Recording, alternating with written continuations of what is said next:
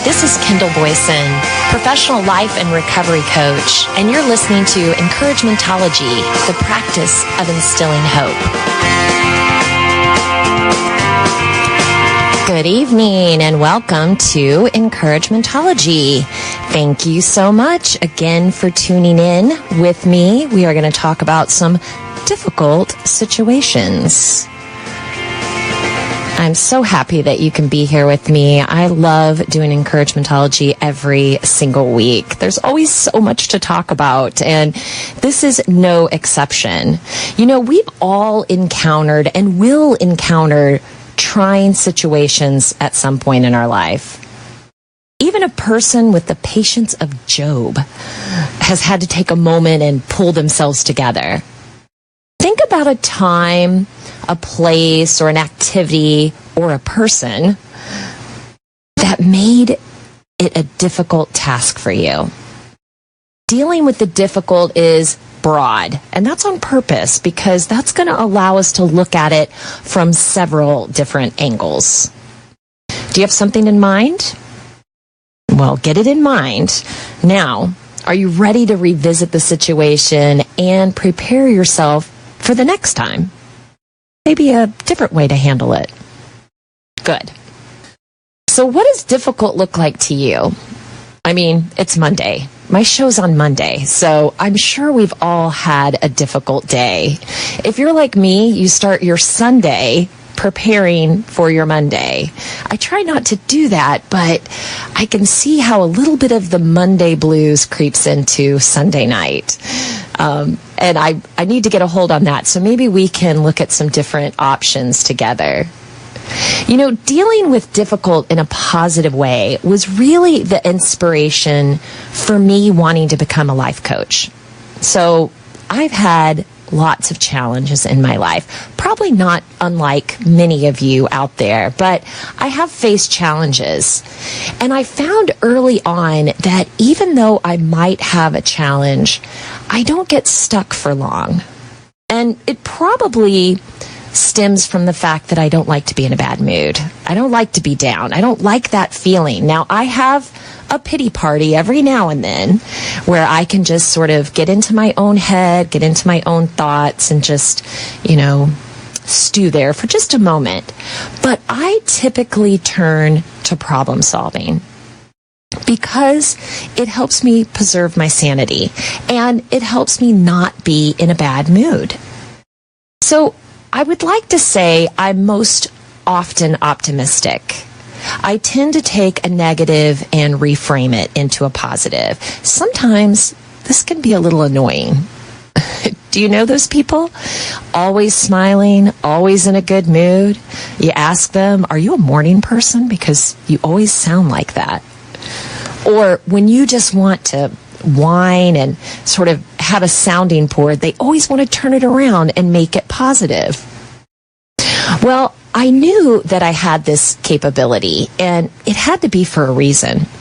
I spent a large portion of my life trying to help people that didn't want to be helped. Do you know what I'm talking about? I thought I was being helpful, but maybe not so much. I was finding people that really didn't want my help. So it took me a while, it took me some trials to figure that out. And then I thought, I don't want to let go of this gift because I really do feel like it's a gift. So I need to find a way to help people that want to be helped.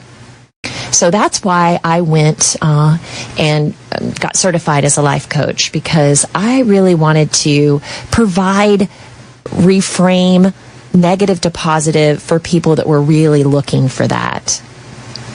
I created Encouragementology because I feel like things need to be tangible in this day and age. People like to pick things up, put it in their pocket, index it. They want it to be something real that they can see and feel. And I wanted this practice to be intentional. The idea of creating positive strategies to help us overcome some of life's difficulties or life's challenges can be an intentional practice. So that's what we do week after week.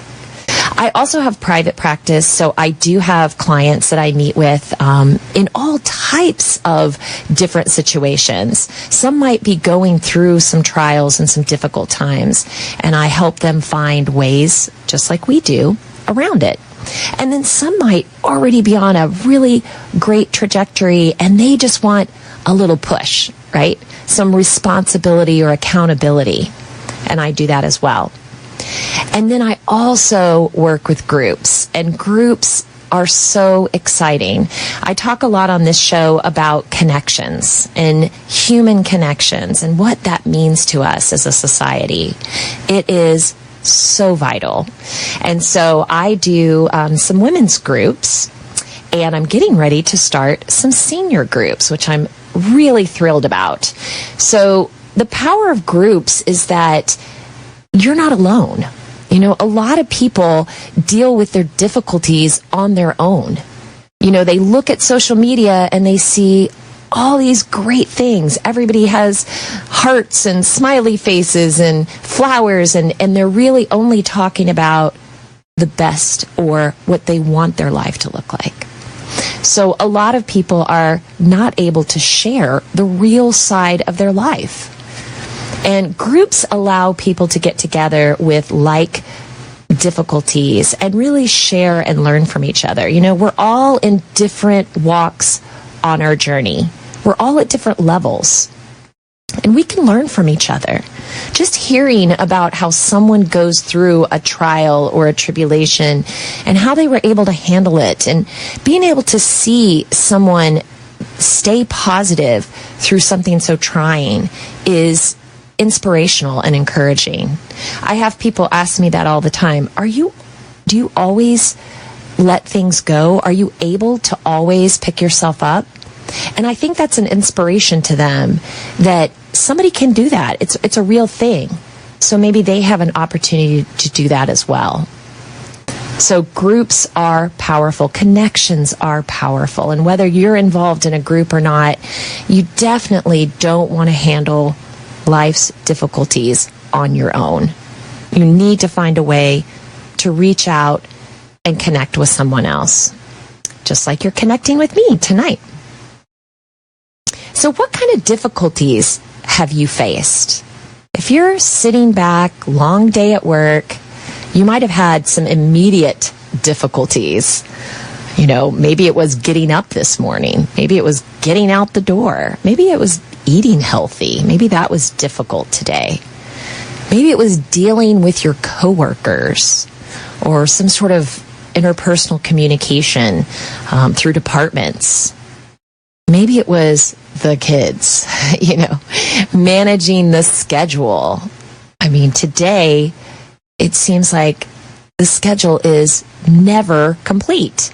There's always something to do, something on there. We're trying to fit everything into one day or 1 week.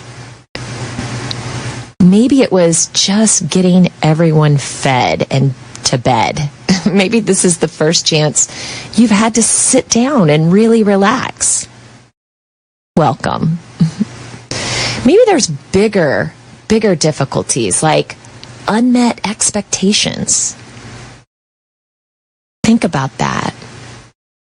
Are you harboring that feeling of not meeting something that you expected to meet? What about divorce? You know, even when divorce can be a relief, it can be something that you carry around, a feeling of failure. What about career disappointment? That can be really difficult and hard to move past. What about financial challenges? That can be a daily grind, trying to make ends meet. Family dynamics, kids, not just the day-to-day, but worry over kids and where they are in their life and how they're progressing and what they're doing. Maybe it's your in-laws, dealing with family members that might be getting involved in your life in an unhealthy manner. Or your parents. Maybe it's difficult watching them age or taking care of them in unhealthy situations. Maybe it's your own health problems. Are you finding it difficult to stay healthy in this day and age? To find the time to exercise or eat properly or take care of yourself? There's no way we can know everything, but we can say without a shadow of a doubt, life is challenging. There's really no way to alter this, but we can look at how we embrace it. You know, you're hit with something challenging. How do you get on top of it? How do you get around it? Are you patient and methodical? Or do you have a high speed come apart? You have more control than you think. Just because it's always the way you respond doesn't mean it has to be that way. Take your time because you really deserve the discovery here. Sometimes we allow things to fester because the work is just too difficult and we don't see the immediate benefit. I don't want to dig into all that stuff. I don't want to learn about that. I just want to move forward. Have you said that? Maybe you need to dig through there.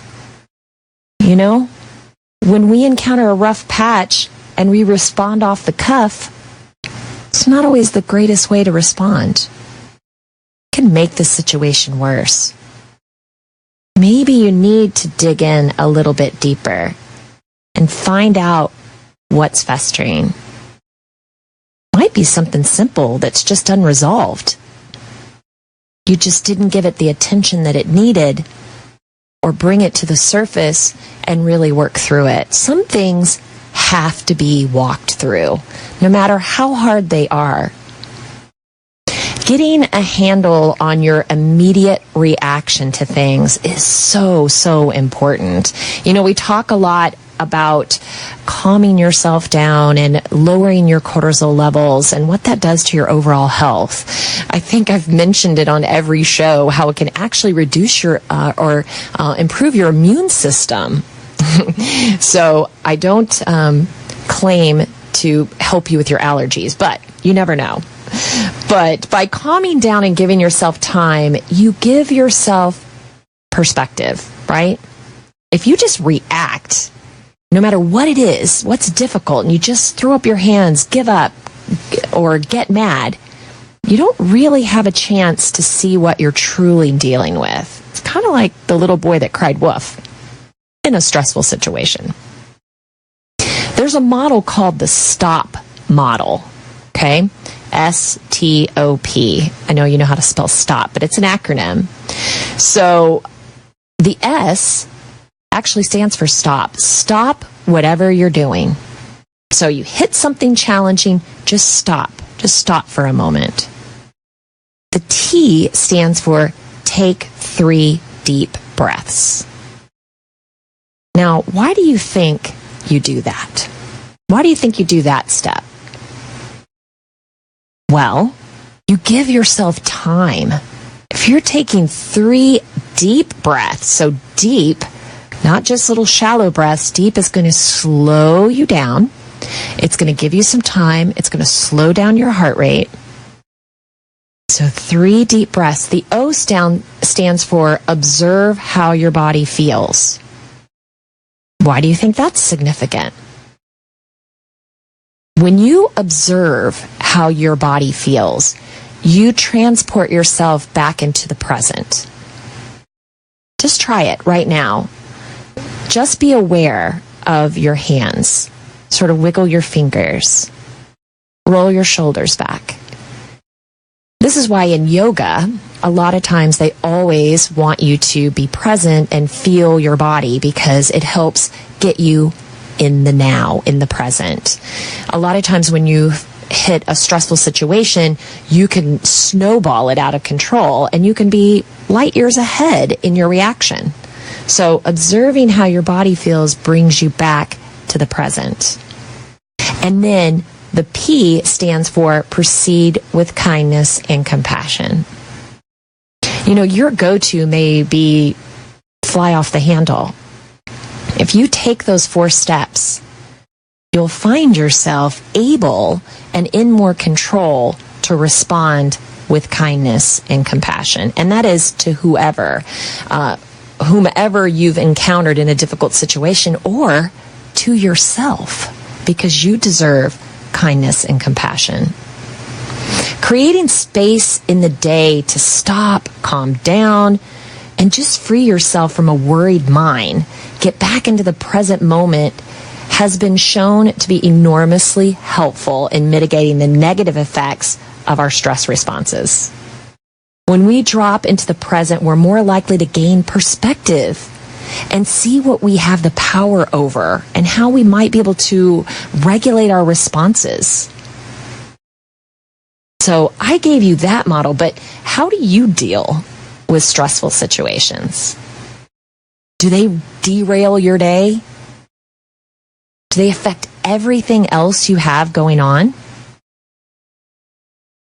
I found a quote. It's actually out of a book called Girl, Wash Your Face. It's by Rachel Hollis, and it's really a fun read. I actually listened to it on Audible because Rachel herself is actually reading it, and it's pretty funny. It's and very important as well. It talks about some life challenges and how it starts every chapter out with the lie, because it's what she believed before she challenged that belief. And then at the end of the chapter is what she actually learned. But I loved this perspective because in a lot of different situations, especially when you're dealing with difficult situations, it's all your perspective.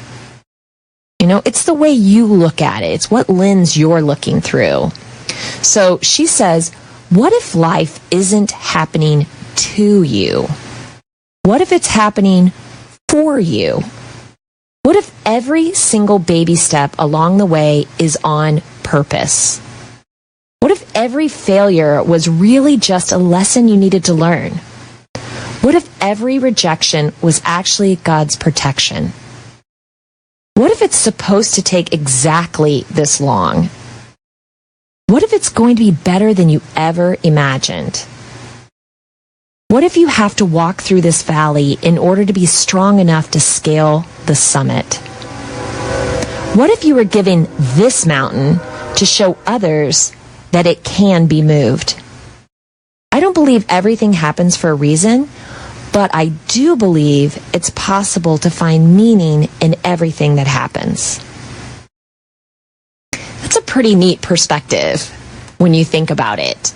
A lot of times we want to say, you know, everything just happens to me. Another difficult situation. I'm just, this is what happens to me. This is how my life goes. Par for the course, right? We just sort of settle into that resolve that this is just how it's going to be. But what if we reframe that and we talked about what we could do with those difficult situations? What we could learn? What are some of the techniques you use to calm yourself down? Now, I gave you how to get back into the present. That's actually from Eckhart Tolle. If you've ever read some of his writings, they're pretty interesting. And he always talks about the now, the present, and how you get the most out of today. I think that's so important because we spend a lot of time in the past, ruminating over failures, not able to let go, or we're brainstorming too far in the future about how great life is going to be if we could just get there.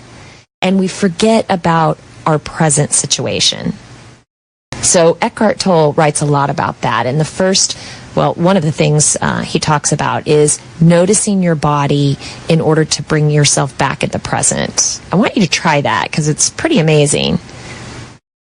I have a smartwatch and I have a breathing app. That's another thing that you could do in order to calm yourself down. There's apps for everything. You can have that on your phone, your watch. There's meditation apps. There's breathing apps. There's apps that tell you to get up and walk around, move a little bit.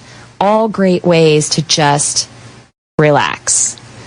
There's also puzzle apps. You can look at different dots that shine different colors. You could move them around. You sort of get lost.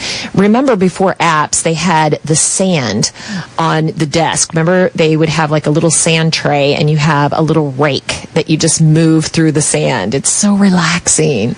Or you see those metal balls go back and forth hitting each other, and you hear that metronome kind of sound. And you sort of get lost. Those are all ways to distract yourself from stress and relax. How about putting things in perspective? That's a great way to relax. You know, this is not henny penny. The sky is not falling. If you feel stress, relax. Put it in perspective. Is it something that you can control right now? Is it something you even have the power to control? Maybe unplug. That's another way to control your stress. Unplug. There's lots of negativity that we face in our own lives. Imagine plugging into it through your news feed, through your social media feed, through your cable. Why do that to yourself? Unplug. You know, I used to believe that I could control everything. You know, we've had different seasons in our life, right? Where we start out thinking we have no control because our parents or our teachers control everything that we do. And then we start asserting our authority and we think we have a little bit of control. And then we find out we're kind of in charge of our own lives. But it can spiral a little bit out of control. At least it did for me. I tried to control everything. I thought I was being helpful, but hindsight, I was probably a little pushy. I remember someone actually saying I'm politely persistent, which I'm going to adopt that versus pushy. Politely persistent. But I also never knew how to say no. I love to challenge myself, and sometimes my expectations are way out there. And so I never said no. I took on everything as thinking I could do anything. As I got older, I realized I don't have that kind of control. I'm really not that powerful. I also realized people can take care of themselves. They don't need me. And guess what? I don't have all the right answers. Now, it took me a while to really figure that out, but I don't know everything. It is freeing. It's a freeing feeling not to feel responsible for the world around me and only feel responsible for myself. I finally have room to focus on my own wants, my own needs, my own desires. I'm not trying to lift the weight of the world. I'm just trying to make an impact and do something a little soul nourishing for myself. It has really helped me put difficult situations in perspective, realizing you really only can control yourself. So let's work on that. But we also encounter difficult people, right? I'm sure the minute I said that, somebody or some people came to mind. What is your go-to method for dealing with difficult people? Do you avoid confrontation at all costs? Do you clam up and get silent? Or do you bristle up and get defensive? Maybe you get upset and you just melt with emotions. Okay, did you pick one of those? Now we know what you do. What would you like to do? What would you like to be able to do in those situations? You do have power over your reactions to people, places, or things. But first, you have to know why these things are difficult in the first place. What about the situation is difficult? Try combating that being defensive, which actually just equals not listening. You know, when you become defensive, you're not even listening. You just want to defend your position at all costs. I mean, isn't everyone entitled to a point of view? Does their point of view mean yours isn't valid? Why don't you try being defensiveness? Sounds like you're giving up, but this can be a powerful strategy when confronted by a difficult person. Being defensiveness doesn't mean you're passive. You still maintain your personal opinion, your perspective, but instead of engaging with the intention of making the other person wrong, you consciously choose not to be an adversary, not to engage. It means you give up the need to be the smartest person in the room.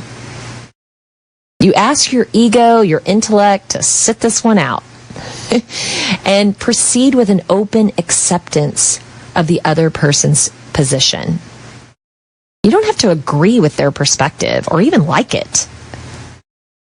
The point is, this process is to compassionately suspend your need to defend a particular point of view. An interaction with a difficult person doesn't have to turn into a heated debate. Oftentimes, the other person simply just needs to be heard. Just allow them room to express themselves without any resistance. And they'll probably come to an end pretty quickly. Now, does that give you anxiety to think about that? Because you probably have a person in mind that you're thinking of, and they just rub you the wrong way. They're always so opinionated, and you just want to put them in their place. You want to tell them that, that's not right. That's not how you're supposed to feel or think or act.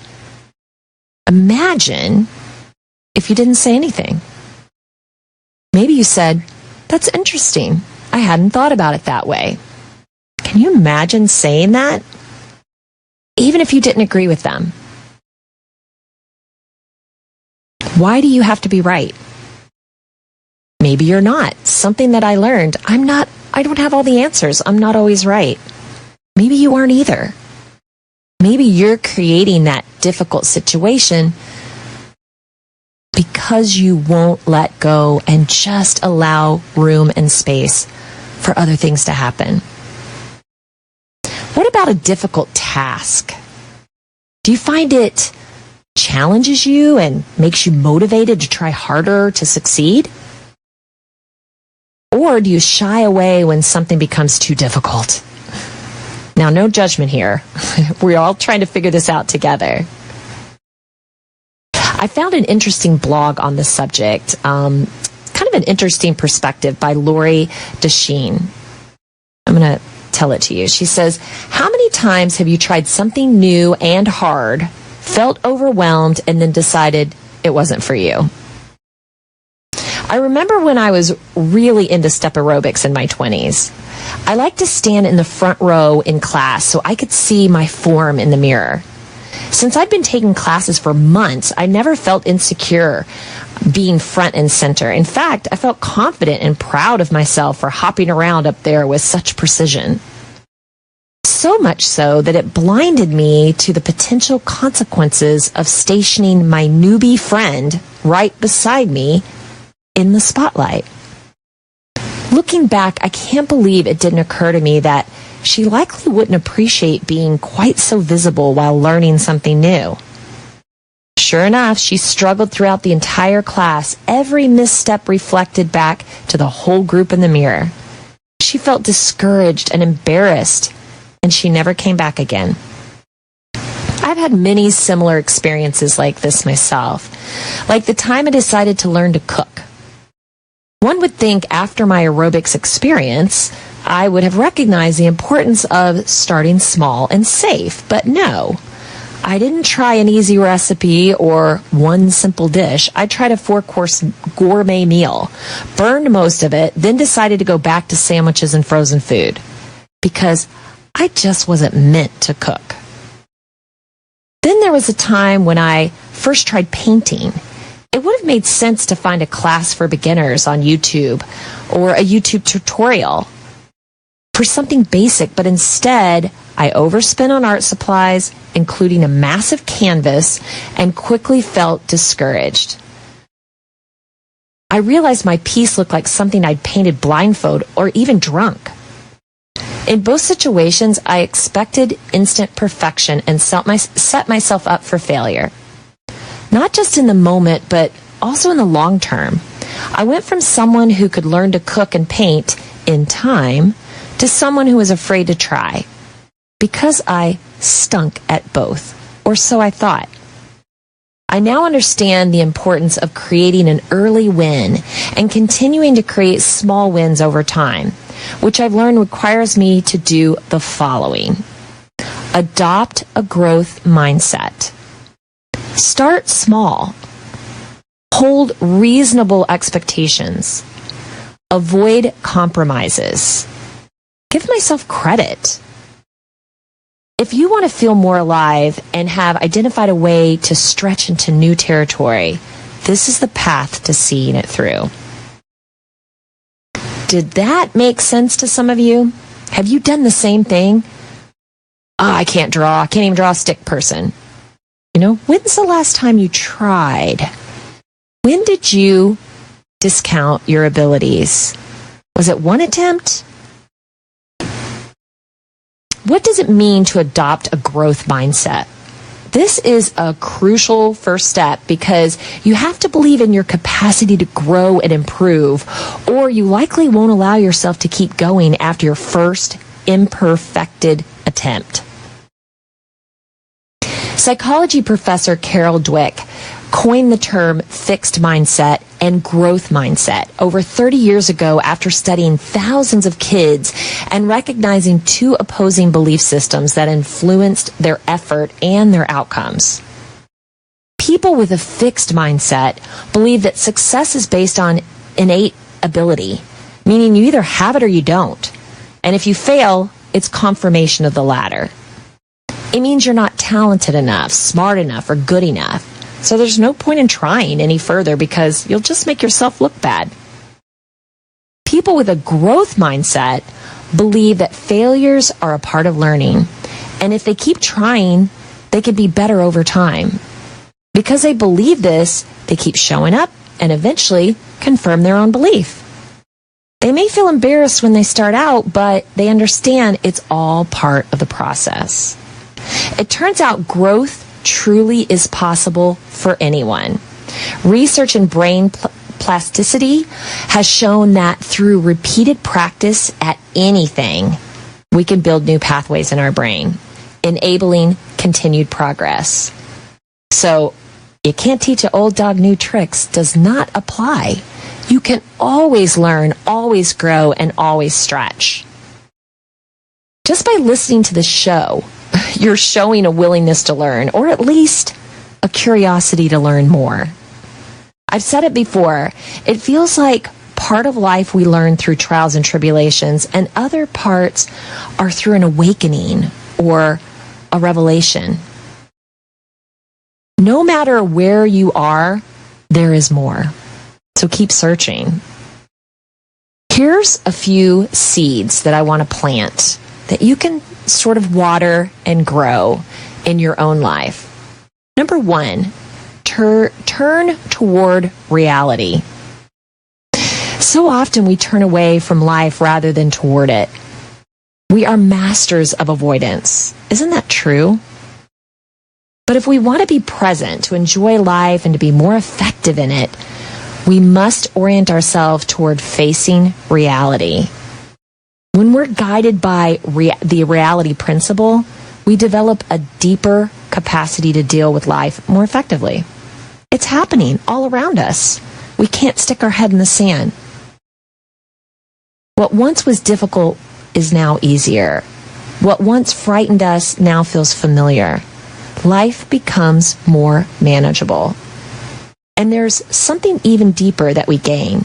Because we can see that we have grown stronger, we have a greater confidence that we can grow even stronger still.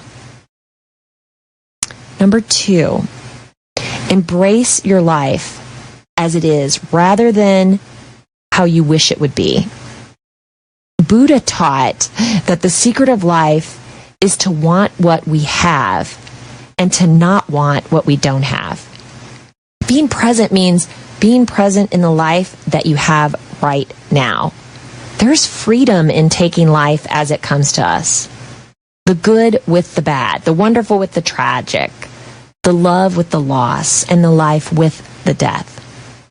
When we embrace it all, then we have a real chance to enjoy life, to value our experience. When we surrender to the reality of who we are, we give ourselves a chance to do what we can do. Number 3, take your time. As the story of the tortoise and the hare tells us, slow and steady wins the race. By being in a hurry, we actually ruin our own success. We get ahead of ourselves. We make more mistakes. We cut corners, and then we pay for them later. We may learn the easy way, but not necessarily the best way. The old adage puts it like this: the slower you go, the sooner you get there. Slow, disciplined, incremental growth is the kind of approach that leads to lasting change. Number 4, practice gratitude. It is easy to count your troubles rather than your blessings. But such an attitude undermines your ability to draw from the good that you have been given and to see it as a fundamental gift of your life. A change in perspective can make all the difference. Recognizing the good and receiving it with gratitude is a recipe for emotional health and well-being. This attitude enlarges the possibility that we can make use of good. We have been given a real way to cope with the difficulties in life by remembering gratitude. Number 5, stay close to your feelings, even the painful ones. Often we find our feelings scary, heavy, or confusing, so we keep them at a distance. A lot of us are taught at a young age not to feel. Dry up your tears. Stop crying. But we need our feelings in order to find satisfaction, meaning, and pleasures in life. Getting rid of our feelings not only backfires, but it also drains us psychologically. Feelings are the gas in the engine of our personalities. They are the source of motivation. They are the energy, the vitality, the juice of life. Without them, our lives wouldn't have any personality or dimension or color. There wouldn't be any joy or creativity or fun. There wouldn't be you. Emotions make us human. Number 6, accept success and failure as a part of your journey. We're all learning. No one gets it right every time. A more compassionate attitude towards ourselves only helps us stay in the game. The dynamic process of life, trying, succeeding, failing, trying again, is the only way to develop lasting confidence in ourselves. We learn through experience. We need that. We also learn to be humble and develop a view of ourselves as limited creatures, that we can't do everything right. No matter how mature or successful we become, the child within always will need mentors and friends who will see us through. So we have talked a lot about the difficult. And this is a time that I love to just sort of recap everything so we can walk away with something that we can turn around and we can use. So I'm not sure what you picked up, sort of put in your pocket as a strategy for tomorrow, but I hope you did something. We talked about just basically, what are some of the challenges? I think sometimes we walk through life and we feel them, but we don't really look them straight in the eye and figure out, do I have to walk through this challenge, or can I find another way around it, find an alternative? Do we just let things happen to us, or are we taking control of them? So I think the first thing is to definitely figure out what you're dealing with and how you respond to it. Because life is difficult. We already talked about that and established the fact of you're not going to make that go away. Life is difficult. So how are you going to deal with it? We talked about the STOP model. Stop what you're doing. Take 3 breaths. Observe your body. And then proceed with kindness and compassion. You do have strategies to help you through this thing called life. And, Rachel Hollis gave us a different perspective. Maybe it's not happening to us. Maybe it's happening for us. Really think about those 2 lines and reframe some of the things that you're going through right now. What can you learn from that? How could you take that and make it into a positive? We talked about some different techniques for relaxation, and I also gave you my perspective on, hey, we're not in control of everything. Let some things go. Worry about yourself. Worry about making the best life you can. We talked about ways to handle difficult people. How you respond to them. What is your way? What is your go-to method? Maybe you could do it a little differently with the knowledge that you have about yourself. The stronger that you can, the more you can invest in yourself, the stronger you become, the better ways that you can handle those situations. We talked about some different seeds that we could place. We can grow. We can think about a different mindset. How we can actually leverage those things. Embrace reality. I think that's a big one. We see a lot of things that aren't real. Really embrace the reality of life.